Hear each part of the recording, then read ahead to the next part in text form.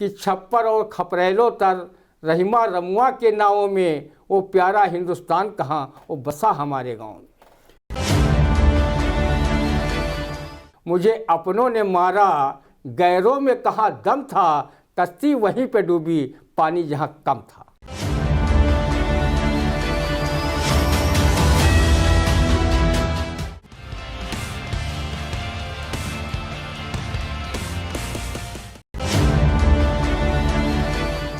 नमस्कार, मैं उदय चौहान।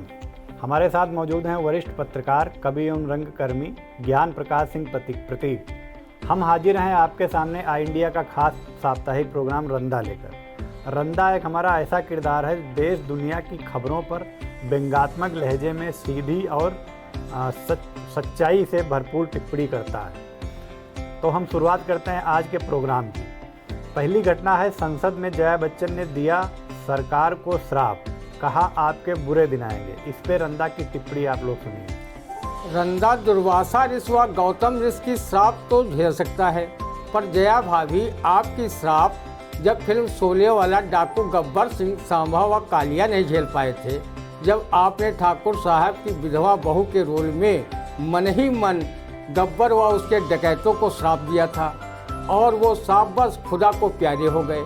अब आपने सपा सांसद के रूप में सरकार को श्राप दिया है।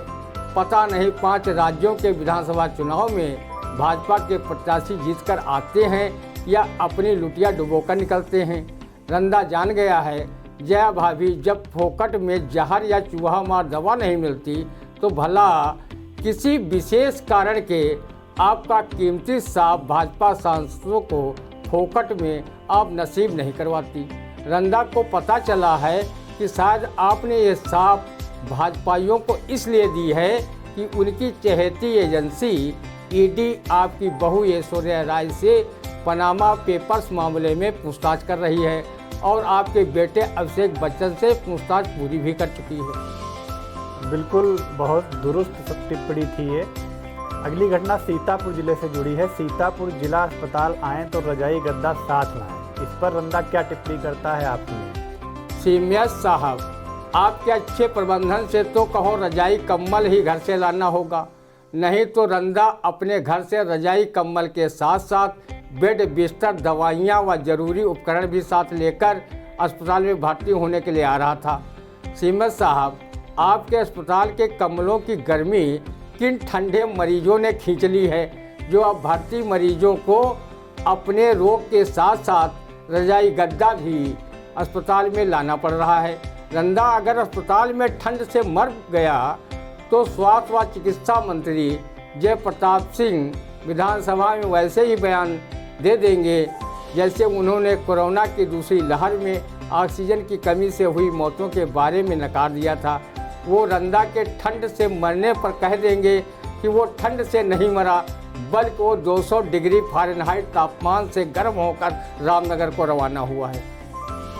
तो ये बहुत ही सकारात्मक टिप्पणी है। स्वास्थ्य सेवाओं का जो है हाल इसमें नुमाया हुआ इस टिप्पणी में। फिलहाल हम आगे बढ़ते हैं। इंडियन पासी समाज के जिला संयोजक व बिहिप के जिला उपाध्यक्ष रामदयाल राजवंशी मांग रहे मिश्रिक विधानसभा क्षेत्र से भाजपा का टिकट। इस पर रंदा की टिप्पणी सुनिए। मिश्रिक विधानसभा क्षेत्र की राजनीति में रामकृष्ण भार्गव व रामपाल राजवंशी के अलावा अगर कोई तीसरा विकल्प के रूप में नेता का नाम लिया जा सकता है तो उसमें पहला नाम रामदयाल राजवंशी का उभर कर जनमानस के बाहर आता है। रामदयाल जी पुराने भाजपाई चावल हैं जिनकी सियासी सुगंध से हर क्षेत्रवासी परिचित हैं, लेकिन रामकृष्ण भार्गव व रामपाल राजवंशी जैसी किस्मत कहाँ जो उन्हें टिकट नसीब हो और वो जीत कर सत्ता की मलाई चाटे। लेकिन रामदयाल जी इतने दम के जहूरा हैं कि वो बिना राजनीतिक पद के राजनीति करते हैं और समाज सेवा में भी तत्पर रहते हैं। उनके संघर्ष को देखकर रंदा इस शेर को सुनाने के लिए व्याकुल है। मुझे मंजिल मिले न मिले इसका मुझे गम नहीं, मंजिल की जुस्तजू में अपना कारवां तो है। जब शिव कुमार सिंह भाजपा के कर्मठ जिलाध्यक्ष थे तो उनके कंधे से कंधा मिलाकर रामदयाल संगठन को जोड़ने में फेविकोल की भूमिका निभा रहे थे। आज जब भाजपा अपनी पूरी सत्ताई रौ में है तो रामदयाल एक अदद चुनावी टिकट के लिए तरस रहे हैं। लेकिन पार्टी हाईकमान पर रामदयाल को पूरा विश्वास है कि कबहू राम खबरिया लेबे करी हैं। उन्हें इस शेर पर विश्वास है, ऐ मेरे वतन की रेत मुझे एड़ियाँ रगड़ने दे, मुझे उम्मीद है कि पानी यहीं से निकलेगा। रामदयाल जी अच्छे समाज सेवक, कर्मठ राजनीतिज्ञ और कुशल वक्ता हैं। अगर उन्हें इस बार टिकट न मिला और वो चुनाव न लड़े तो रामदयाल भले ही अपनी पार्टी के निष्ठावान सिपाही की भांति कुछ न कहें, पर रंदा उनकी ओर से पार्टी की आलोचना इस शेर से जरूर करेगा। वक्त गुलशन पर पड़ा तब लहू हमने दिया, बहार आई तो कहते हो तुम्हारा काम नहीं। बहुत सकारात्मक टिप्पणी है। भाजपा का आज हाल कुछ ऐसा ही है कि जो भाजपा संगठन से जुड़े कार्यकर्ता हैं उनकी कोई पूछ नहीं है और बाहरी दल बदलुओं की उसमें पौबारा है। फिलहाल सियासत अपने रंग बदलती रहती है और आज की सियासत का क्या रंग है वो सबके सामने है। हम आगे बढ़ते हैं। प्रश्न पत्र लीक होने के कारण यूपी टीईटी की दोबारा परीक्षा 23 जनवरी को होगी। सरकार ने कार्यक्रम जारी कर दिया है। इस पर रंदा क्या टिप्पणी करता है, आप लोग सुनिए। खुदा करे इस बार प्रश्न पत्र लीक करने वालों की बुरी नज़र न लगे। जिम्मेदार अधिकारियों को चाहिए कि वो पेपर लीक होने से बचाने के लिए पेपर प्रकाशित होने के तुरंत बाद पेपर के बंडलों पर काला टीका लगाएं तथा लोबान, मिर्च, नमक आग में डालकर धुआंरा दें। योगी बाबा ने कहा था कि पेपर लीक करने वालों के घरों पर बुलडोजर चलेगा, लेकिन अभी तक ऐसा होते देखने के लिए रंदा की आंखें तरस गईं। लगता है कि बाबा का रसूख परीक्षाओं को लीक करने वालों के आगे पनाह मांग रहा है। हर प्रतियोगी परीक्षा के पेपर लीक हो रहे हैं और रंदा सरीखे शिक्षित बेरोजगार अपनी किस्मत को ठोंक रहे हैं। बिल्कुल सही रंदा की टिप्पणी है। ये बेरोजगारों के सामने सबसे बड़ी समस्या आज रोजगार की है, जो बहुत पुरानी समस्या है और लगातार बढ़ती ही जा रही है। अगली घटना है लखनऊ से जुड़ी हुई। लखनऊ में केंद्रीय शिक्षा मंत्री एवं भाजपा के चुनाव प्रभारी धर्मेंद्र प्रधान ने कहा कि प्रियंका गांधी न तो गांव को समझती हैं और न ही गरीब को। इस पर रंदा की टिप्पणी सुनिए। सो बोले तो बोले पर चलने का बोले युवा 72 की कहावत चरितार्थ करने वाली भाजपा वो जानती है जो प्रियंका नहीं जानती। अगर वो जान गई होती तो आप विपक्ष में बैठकर खंजड़ी बजा रहे होते और प्रियंका सत्ता की मलाई चाट रही होती। रंदा भी गांव का गरीब है। उसे लगता है कि आप भी अपनी बात सही से रखते तो ग्रामीण जनता पर न तो महंगाई का पहाड़ गिराते और न डीजल, खाद, रसोई गैस, सरसों के तेल के दाम कई गुना नहीं बढ़ाते। गांव में मजदूर, किसान व कर संबंधी छोटे मोटे धंधे करने वाले लोग रहते हैं। मनरेगा में तो मजदूरों को 100 दिन का काम भी नहीं मिला। किसानों की फसलें आवारा पशु चट कर रहे हैं और आपकी सरकार चुनावी राशन फ्री में बांटकर अपनी पेट थपथपा रही है। गांव गरीब को समझना शहरी एयर कंडीशन में रहने वाले लोग नहीं समझ सकते। उसे समझने के लिए महात्मा गांधी जैसा चिंतन होना चाहिए। महात्मा गांधी ने कहा था देश की आत्मा गांव में बसती है। उन्होंने ये भी कहा था गांव का निर्माण ईश्वर द्वारा तथा शहरों का निर्माण मनुष्यों द्वारा किया गया है। किसी कवि ने गांव के गरीब को समझते हुए कहा है कि छप्पर और खपरेलों तर रहीमा रमुआ के नावों में वो प्यारा हिंदुस्तान कहाँ, वो बसा हमारे गांव। बिल्कुल सही बात है। रंदा की सकारात्मक और सच्चाई से लबरेज टिप्पणी है। आजकल के जो नेता हैं वो असलियत से कोसों दूर हैं। वो केवल एसी और अपने आलीशान ऑफिसों और कोठियों में बैठकर जो राजनीति आरोप प्रत्यारोप करते हैं वो उतने पर ही सीमित हैं। जनता की समस्याओं से उन्हें कोई मतलब नहीं है। फिलहाल हम आगे बढ़ते हैं। समाजवादी इत्र बनाने वाले के ठिकाने पर आयकर का छापा, ये आज की घटना है। इस पर रंदा की टिप्पणी सुनिए। आखिर योगी मोदी के डबल इंजन के नीचे आ ही गए। अगर समाजवादी इत्र के बजाय योगी मोदी छाप इत्र बनाते तो यही आयकर वाले छापा डालने की हिम्मत भी नहीं जुटा पाते। इसीलिए होशियार लोग जब जस तब तस के फार्मूले पर चलकर दोनों हाथों लक्ष्मी का स्वागत कर रहे हैं और समाजवादी इत्र से जितनी सुगंध लोगों ने उसे लगाने में महसूस नहीं किया था, अब उससे ज़्यादा सुगंध पूरी दुनिया में मीडिया के जरिए छापों वाली खबरों के माध्यम से महसूस किया जा रहा है। आपकी छापे वाली दुर्गित देखकर रंदा आपको सिर्फ ये शेर सुनाने के अलावा और कर भी क्या सकता है।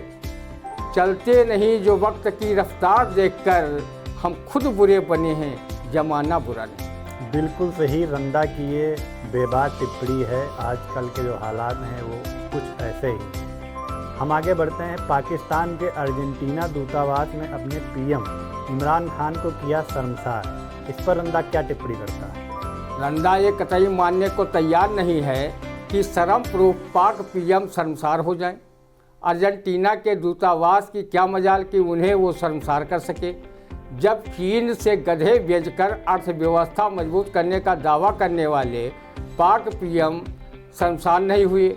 पड़ोसी देशों में आतंकी भेजकर अपना नाम आतंकियों के सरपरस्त होने का तमगा लेने के बाद भी वो शर्मसार नहीं हुए।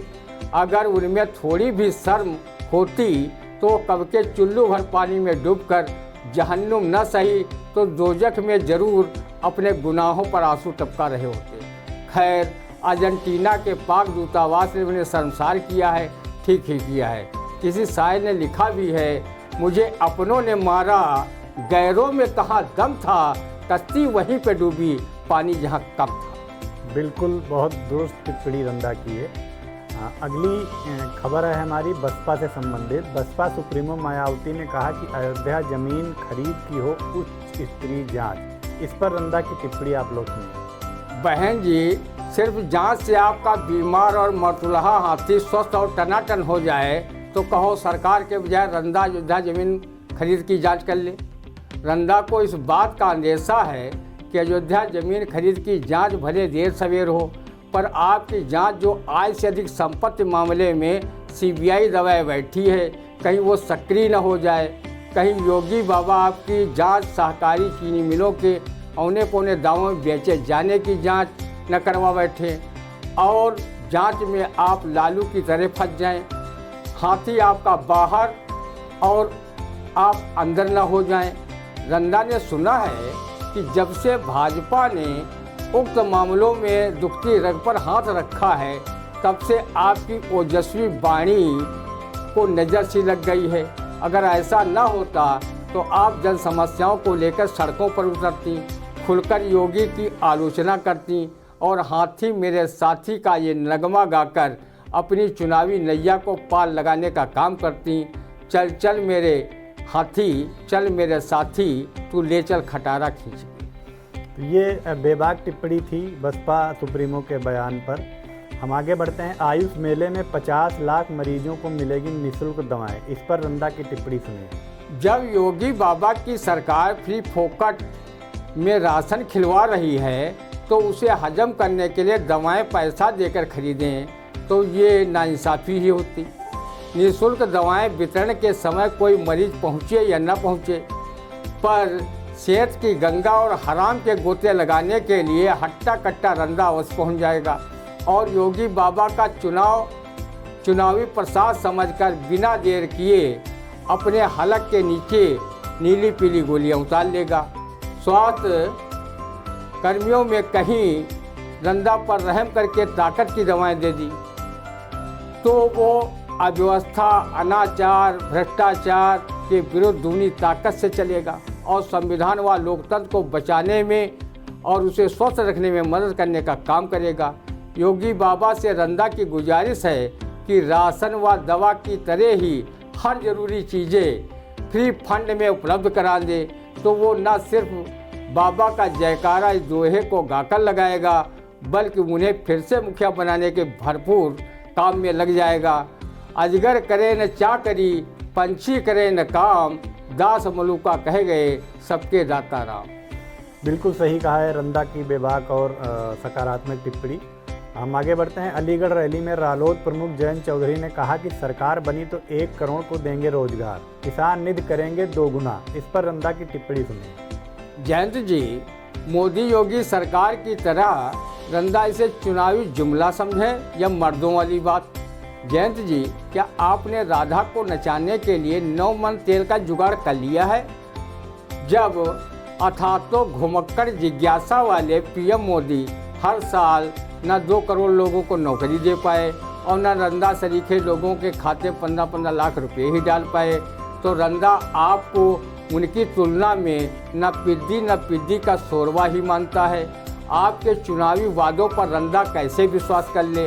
रंदा दूध का जला और मट्ठा फूंक फूंक कर पी रहा है। वो जानता है कि वैसे ही वादे प्रेमी प्रेमिका को प्रेम जाल में फंसाने के लिए करता है, जिस प्रकार नेता वोटरों को फंसाने के लिए वादे करता है। शादी से पहले प्रेमी प्रेमिका को रिझाने के लिए चांद तारे तोड़कर लाने की बात कहता है। शादी के बाद पत्नी के लिए जामुन भी तोड़ना उसके बस की बात नहीं रहती। रंदा आपकी बातों से ज़्यादा इस फिल्मी नगमे पर विश्वास करता है। कस्में, वादे, प्यार, वफा सब बातें हैं और बातों का क्या। बिल्कुल सही बात है। अगली घटना है अमेठी से जुड़ी हुई। अमेठी की जनसभा में राहुल गांधी ने कहा कि मैं हिंदू, लेकिन नरेंद्र मोदी हिंदुत्ववादी। इस पर रंदा क्या टिप्पणी करता है, आप सुनिए। सर्वधर्म समभाव की बात करने वाले कांग्रेसी भी अब जात मजहब की राजनीति करने पर उतर आए।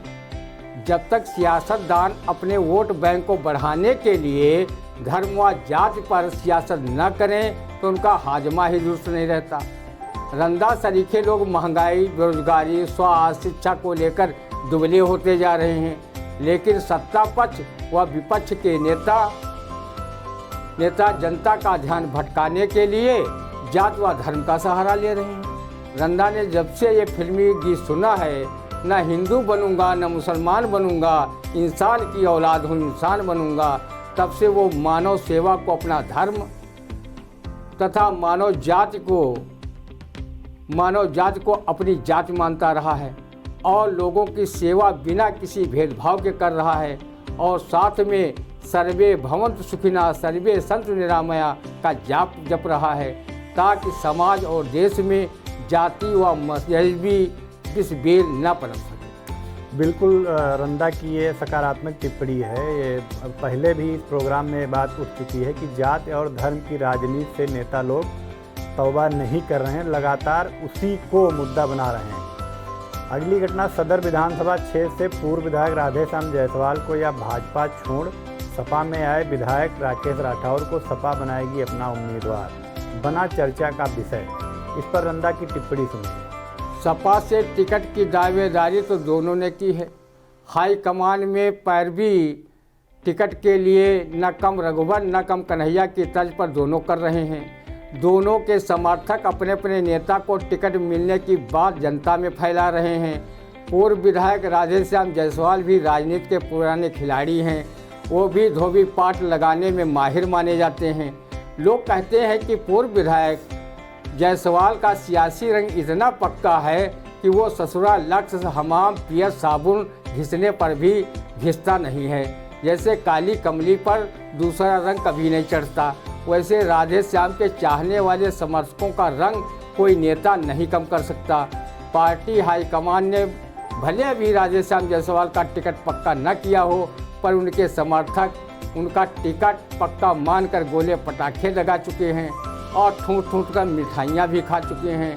उनका चुनावी रथ पूरे क्षेत्र में घूम घूम कर सपा की नीतियों व कार्यक्रमों का प्रचार प्रसार कर रहा है। उधर राकेश राठौर सपा से इसी सीट पर चुनाव लड़ने के लिए पूरा दमखम लगाए हुए हैं। वो सत्ता सुख त्याग कर वैसे भाजपा से टाटा बाय बाय नहीं किया है कि वो नगर पालिका की वार्ड मेंबर ही लड़ेंगे। सभी को पता है वो सीतापुर सदर सीट से सपा के टिकट पर चुनाव लड़ने के लिए ही भाजपा का परित्याग किया है। वो तैलिक महासंघ उत्तर प्रदेश के अध्यक्ष और कई जनपदों में अपने समाज की रैली कर अपनी ताकत का एहसास भी करा चुके हैं। अगर दोनों में से किसी एक को टिकट न मिले तो वो रंदा के दरवाजे उसके लिए खुले हैं। वो रंदा पार्टी से टिकट लेकर नोटा चुनाव चिन्ह का प्रचार करे। अगर नोटा कहीं जीत गया तो लोकतंत्र और मजबूत होगा, तथा जनता को निरा बुद्धू समझने वाली पार्टियों को सबक भी मिलेगा। रंदा पार्टी का प्रिय चुनावी नारा रहेगा, रंदा का टेम्पो हाई है, वोट केवल 2.5 है। बहुत बहुत बेबाक ये व्यंग था रंदा का। सदर विधानसभा सीतापुर की जो सीट है उस पर इन दिनों क्या माहौल चल रहा है, टिकट को लेकर कितनी आपस में गहमा गहमी खींचतान मची हुई है, किसी से छिपा नहीं है। तो ये था हमारा आज का साप्ताहिक कार्यक्रम रंदा। हम अगले सप्ताह फिर हाजिर होंगे अपने इसी कार्यक्रम के साथ। दर्शकों से अपील है कि रंदा कार्यक्रम को और बेहतर बनाने के लिए अपने सुझाव कमेंट बॉक्स में अवश्य दें। एक हफ्ते के लिए हम लोगों को दीजिए इजाज़त।